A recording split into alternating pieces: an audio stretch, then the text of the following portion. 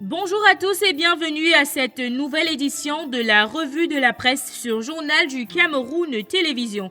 Nous commençons cette revue de presse avec le journal Le Jour qui s'intéresse aux mutineries qui ont eu lieu le 22 juillet dernier à la prison centrale de Nkondengui et donc nous fait savoir qu'Inoni, Olangena et Iya n'ont déposé aucune plainte comme l'a relayé certains journaux quelques jours plus tôt. Selon Le Jour, les avocats de ces prisonniers auraient démenti l'information au sujet des plaintes, ce qui pose la question de la présence des noms de leurs clients comme partie civile sur le rôle de l'audience du procès des présumés mutants du 22 juillet dernier. Retrouvez plus de détails en page 5. Le quotidien L'Épervier, quant à lui, nous propose un dossier sur le management du tribunal criminel spécial, juridiction qui, selon lui, aurait été prise en otage par une mafia.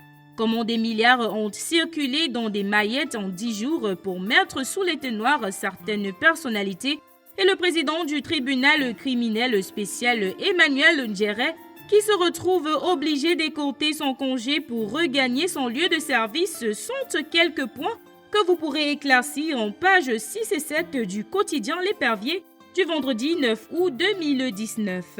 Poursuivons cette revue de presse avec le quotidien Infomatin qui lui s'intéresse au chantier de la canne. Selon Infomatin, Ben Modo, PDG de la société Prime Potomac, en charge du chantier de la canne à Garoua, aurait abandonné les travaux. Le quotidien précise que la nébuleuse Prime Potomac, protégée selon Infomatin par la mafia du sérail, aurait raflé plus de 26 milliards de francs à Garoua avant de rendre partiellement le tablier. Information relayée par L'Œil du Sahel dans l'une de ses colonnes de ce jour, qui nous fait savoir que la présidence lâche Prime Potomac pour le Chan 2020. C'est une information à retrouver en page 9 de L'Œil du Sahel du vendredi 9 août 2019. Restons avec le tri-hebdomadaire régional d'information du Grand Nord du Cameroun, L'Œil du Sahel, qui cette fois-ci s'intéresse à la fête de la Tabaski, édition 2019, tout en précisant que Mouton cherche preneur à Garoua. Comme l'a été annoncé par la Commission nationale du croissant lunaire hier jeudi 8 août 2019, la communauté musulmane du Cameroun célébrera le dimanche 11 août 2019 la fête de l'Eid el-Kébi, encore appelée fête du mouton. Et donc l'heure est aux préparatifs.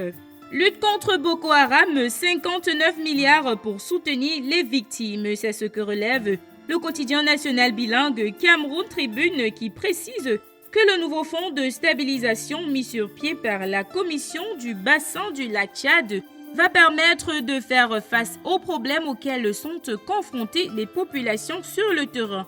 Retrouvez la suite de cette information en pages 4 et 5 de l'édition du vendredi 9 août 2019 de Cameroun Tribune. Chers fidèles internautes, c'était tout pour la revue de la presse sur Journal du Cameroun pour ce jour. Allez chez vos marchands de journaux pour avoir ample information sur ce qui vous a été présenté. À la prochaine.